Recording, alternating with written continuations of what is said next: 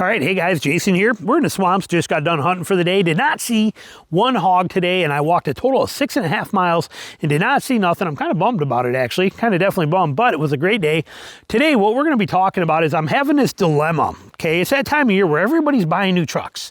You know, it's Christmas time, getting close to it. It's beginning of December, and everybody's starting to get ready for that kind of thing, and I'm having this weird dilemma on what to do. Not what to do now, but what to do next. We got 15,000 miles on a Power Wagon. Love the Power Wagon. Love this truck.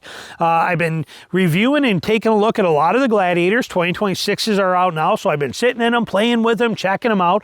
I've been into Warlocks. I've been into Ram trucks. I've been in a lot of trucks lately and checking things out. And what do we do next? Okay, I know it's still a year and a half or so away, but let's just put it in real world today, because maybe it will help you if I'm just give you my honest thoughts if you're thinking about buying right now. So me personally, for what I do out here in the woods all the time, and I drive 40,000 miles a year. Okay, those are my world. Most of that mileage is to get me to these places. I hunt all over the country, but also a lot of the places, even locally I go to, they're an hour from my house one way, and I'm there every single day, almost every day. And some of them are 2 hours, which means I leave my house at 3 in the morning or 4 in the morning. I get there at 5 or 6 in the morning. I hunt all day long, and I leave there at 7 at night, and I drive 2 hours home. Sometimes some of them are even 3 hours away, and I do the same thing. So it puts a lot of miles on a vehicle, and it's also the truck has got to handle the stuff that I'm in. So those are the two things that we run into a lot. There are 3 vehicles that interest me. Okay, we'll put it simple. There are only 3 trucks out there that I honestly care about, that I would buy for myself, that I have any interest in whatsoever. And that is based on what they can do, the things I like about them, and the price you can get them for. That's it. Those are the things that matter. There are basically, I could actually say 4. I could say 4. There are 4 trucks. 2 HDs, a full-size and a mid-size. In the HD world, the Power Wagon, the Tradesman Power Wagon, even a regular Power Wagon's a great one too, but I can't afford it. I can't justify the money for it unless I got some insane deal. This one here I did very good on. You know, we got this thing for like 50 grand. I don't remember exactly what it was, but about just a smidge over $50,000. And this is a Tradesman Power Wagon 2500. I can't argue with that. I can't argue with that for nothing. So excellent truck. So that is one of them. The other one, F250 Tremor, yes, but on the same note, that F250 Tremor just starts to get a little bit big in size. It's got the Torsen front end, which is nice. It's got the amazing 7.3 that's nice, but it costs more and it's bigger. And it's not just bigger in the woods, it's bigger in every parking lot, it's bigger in everything. It's just bigger. I love that the Ram HD trucks are smaller in size, but it does have a solid front axle just like this does too, which is worth its weight in gold. So those 2 trucks are very interesting to me. However, there's also the Gladiator. The Gladiator is there's no vehicle made today that I love more than the Gladiator. Okay, now the Gladiator though, I'm torn, because this has got some advantages that the Gladiator does not. The Gladiator is incredible, but it's very limited on space. Inside and outside in the bed, it's limited in space. That's my real only factor. Those are really it. And then the other one too, probably not a huge deal, but it is hard to talk on the phone in a Gladiator through the speakers, because the speakers are up there and then the roof is right there, and they get a lot of wind noise and people can't hear you real well, even with the hardtop. And that may not be a huge deal, but on the same note, again, I do a lot of videos in the car. I do a lot of podcasting in there, and I'm on the phone a lot in a truck.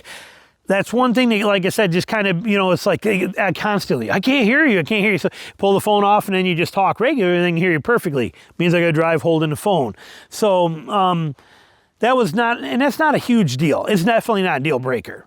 The Gladiator Rubicon is an incredible truck, absolutely incredible truck, and it is on my list. So we got another Power Wagon here, we got a Tremor option, we got the Gladiator option, and then we got one more which is a full size, and that would be the Warlock.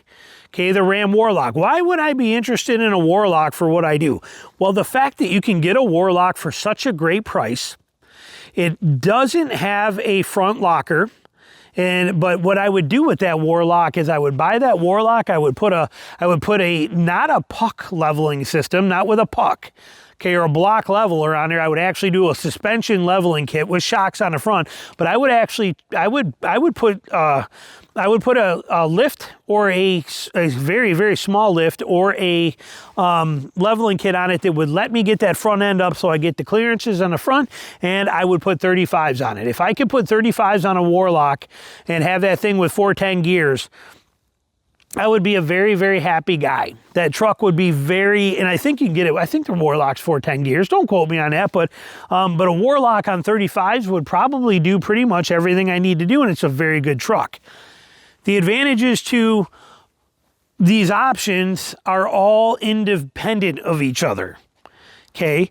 This is the most off-road beast there is, period. I don't care what you do or what you say. And now, yes, so is a Gladiator Rubicon, so is a F-250 Tremor. They are off-road marvels. They are insane. They are unstoppable. They are incredible. They are everything I could ever dream of off-road for what I do. They are phenomenal. Now, Jeep obviously can get through a little narrower places. I'm not that worried with what I do about narrow places too much anymore. I need ground clearance, and I need capability, and I need traction, and I need mud, being able to get through mud. And these trucks all do that. The Warlock is the rear, that 1500 Warlock is the outlier in there, but then again, that gives me better gas mileage than, say, the Gladiator, or than every one of these does. They'll give me better gas mileage. That Hurricane motor is incredible. It gives me more bed space than a Gladiator, a little bit smaller than this. I get away from the solid front axle, which bums me out tremendously, but could I tolerate it? These are the questions that I ask myself all the time. All right, sponsor in this video, we have LastFit, one of the best companies out there. We have the LastFit air compressor right here. You guys have seen me do video reviews on it. I take this thing with me every place. It is absolutely incredible for cars, for bicycles, for all that kind of stuff. My Jeep has got a lot of LastFit stuff on it. We have LastFit fog lights right there that are absolutely incredible, those beams. We have LastFit high visibility turn signals right in here that are incredible. We have LastFit mats we just got done putting in Bella's new Sentra. We have them in our 4Runner as well too, but look at the coverage here. How about that for never having to vacuum your vehicle out again? Just dump your crap right out. Look at how great that is. And what if you got a kid in the back? Look at this car seat. Look at how nice this is. Again, never having to vacuum. Look at that coverage that we have in here. Absolutely incredible. And what about the trunk? Look at this. Again, never having to vacuum again. Just take this truck or the whole mat out and dump it off and get rid of all the stuff on there. Super simple and easy. So we use LastFit for everything. I cannot say enough good things about the company, even in our truck. This bed mat, this custom fit, molded, super good, lipped, ribbed. This thing is incredible, and it is LastFit liners for this entire thing here. Tough as nails, durable as it gets. Cannot say enough good things about LastFit, and we appreciate them taking the time to sponsor this video and put their stuff out here and show us their amazing products. Their website and information running below for you, and it will also be in the video description as well. Check them out. You will be very happy with all the products they make. I am. The F-250 is out. I'm sorry, it's just out, and the reason it's out is because it's just too much bigger. I don't want it. I love it, but I just don't want to go quite that big. And it's really not about the woods. I don't want to deal with it around town. I just, like I said, I've drove enough of them that I prefer this truck, and there's nothing that the F-250 offers that this doesn't offer. This offers more than the F-250, and it costs less money, and it's a smaller, more manageable size. I can't justify the 250 Tremor. This just wins hands down on that kind of stuff for me personally. However, I do like the motor better in the Ford. But see what I'm saying? Everything's a dilemma. I wish I could just buy all 3 or 4 of these trucks and have them. The biggest thing is coming down to, do I buy another one of these? Do I buy another Gladiator? Or do I take a risk on a Warlock and try a 1500, which kind of also benefits the channel because I haven't had a 1500 in like 10 years. So these are things that I got to think about and keep in mind. Now, again, the benefit of that 1500 Warlock gas mileage, this thing gets like 10 to 12 miles. I'm getting like 10 or 12 miles per gallon out of this thing.